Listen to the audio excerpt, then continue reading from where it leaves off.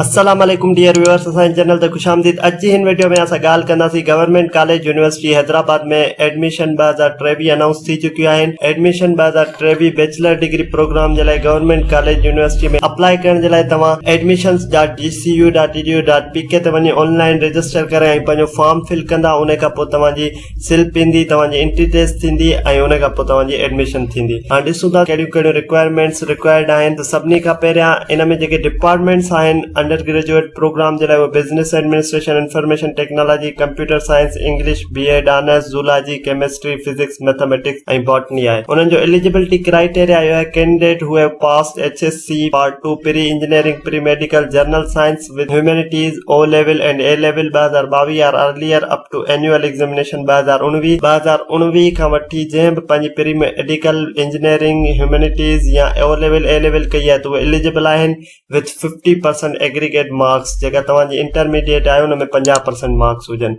हाणे इन में अप्लाई करण जे लाइ जेके जनरल इंस्ट्रक्शंस आहिनि उहे तव्हां admissions.gcu.edu.pk ते वञी अप्लाई कंदा, जंहिंजी फी आहे 1500 रुपया। Bank challan any branch of Habib bank limited में तव्हां 1500 रुपया फी पे कंदव ऐं तव्हां पोइ प्री एंट्री टेस्ट जे लाइ तव्हां फॉर्म फिल करे तव्हांजी स्लिप ईंदी ऐं उन खां पोइ तव्हां प्री एंट्री टेस्ट ॾींदव। हाणे जेको एडमिशन शेड्यूल आहे उहो ईअं आहे त ऑनलाइन रजिस्ट्रेशन एडमिशन जी स्टार्ट थींदी 14/9/2022 खां। हींअर तव्हांजी अॼु ऑनलाइन रजिस्ट्रेशन न थी सघंदी त असां हिन वीडियो में तव्हांखे नथा ॿुधाए सघूं ऑनलाइन फॉर्म कीअं फिल कजे। नेक्स्ट वीडियो में असां तव्हांखे इनशाअल्लाह उहो ॿुधाए छॾींदासीं त फॉर्म कीअं फिल कजे। ऐं हिन जी जेका लास्ट डेट ऑफ सबमिशन आहे उहा 11/10/2022 आहे ऐं हिन जी जेका प्री एंट्री टेस्ट थींदी उहा 20/11/2022 ते थींदी। त ही शेड्यूल आहे हिननि जो। रजिस्ट्रेशन 14 खां स्टार्ट थींदी 10/11/2022 ताईं ऐं 20/11/2022 ते तव्हांजी एंट्री टेस्ट थींदी। उमेद था कयूं तव्हांखे इंफॉर्मेशन मिली वई हूंदी गवर्नमेंट कॉलेज यूनिवर्सिटी हैदराबाद में अप्लाई कीअं कजे। मज़ीद इन इंफॉर्मेटिव वीडियोस जे लाइ असांजे चैनल खे लाइक कयो, सब्सक्राइब कयो। अल्लाह हाफ़िज़।